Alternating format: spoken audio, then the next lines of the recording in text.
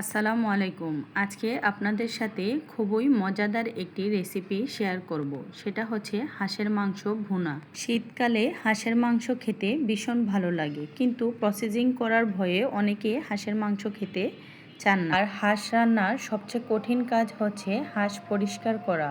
তবে আজকাল কিন্তু বড় বড় সুপার শপগুলোতে ড্রেসিং করার সুবিধা থাকে, এতে করে খুব সহজেই আপনারা বাসায় হাঁস রান্না করে খেতে পারবেন। তো কথা না বাড়িয়ে চলে যাব মূল রান্নায়। প্রথমে চুলায় একটি হাঁড়ি বসিয়ে দিয়ে দেব রান্নার তেল। তেলটা ভালোভাবে গরম হয়ে আসলে দিয়ে দেব পেঁয়াজ কুচি। এখানে আমি 3টি পেঁয়াজ কুচি করে নিয়েছি। দিয়ে দেব কাঁচামরিচ ফালি। চুলার আঁচ মিডিয়ামে রেখে পেঁয়াজগুলো আমি ভেজে নেব।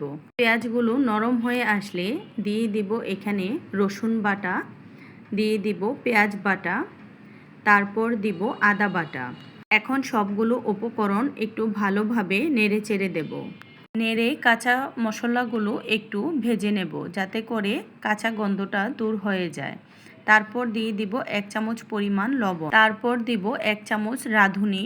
এখন দিয়ে দিব 1 চামচ পরিমাণ হলুদ গুঁড়া, 1 চামচ পরিমাণ লাল মরিচের গুঁড়া, 1 চামচ ধনিয়ার গুঁড়া, 1 চামচ জিরার গুঁড়া।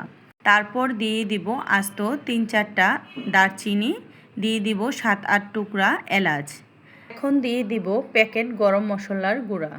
এখন নেড়ে সব মশলা তেলে একটু কষিয়ে নেব। তারপর দিয়ে দিব গরম পানি, যাতে গুঁড়া মশলাগুলো পুড়ে না যায়। এখন মশলাগুলো কিছুক্ষণ কষিয়ে নিয়ে দিয়ে দিব একটি টমেটো। টমেটো একেবারে অপশনাল, চাইলে স্কিপ করতে পারেন। 1-1.5 মিনিট মশলা কষিয়ে দিয়ে দিব হাঁসের মাংস। আমি এখানে হাঁসের মাংস ভালোভাবে ধুয়ে পরিষ্কার করে নিয়েছি। এখন নেড়ে মশলার সাথে মাংস ভালোভাবে মিশিয়ে নেব। একটু সময় নিয়ে ভালোভাবে নেড়ে চেড়ে দেব, যাতে করে সবগুলো পিসের গায়ে মশলা লেগে যায়। চুলার আঁচ মিডিয়ামে রেখে মাংসগুলো কষিয়ে নেব। এখন একটি ঢাকনা দিয়ে ঢেকে দেব এবং একটু পর পর নেড়ে চেড়ে দেব। আবার ঢাকনা দিয়ে ঢেকে 10 মিনিট অপেক্ষা করব। দেখুন মাংস থেকে পানি বের হয়েছে।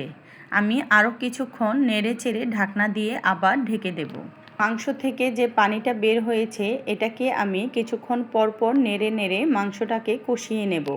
প্রায় 30 মিনিট ধরে আমি হাঁসের মাংসটা কষিয়ে নিচ্ছি। কষানোর সময় অবশ্যই কিন্তু চুলার আঁচ মিডিয়ামে রাখতে হবে, তা না হলে নিচে পোড়া লাগতে পারে। যে কোনো মাংস কষানোর উপর রান্নার স্বাদ নির্ভর করে, এবং ভালোভাবে কষানো হলে মাংস দ্রুত সিদ্ধ হয়ে যায়। আমার কষানো প্রায় শেষ। দেখুন মাংসের উপর তেল ভেসে আসছে। এখন দিয়ে দিব পানি। এখানে আমি গরম পানি দিয়েছি। আপনারা নিশ্চয়ই দেখতে পারতেছেন আমি কতটুকু পানি দিয়েছি। আশা করছি এই পানিতে আমার মাংসটা সিদ্ধ হয়ে আসবে। আল্লাহ হাফেজ।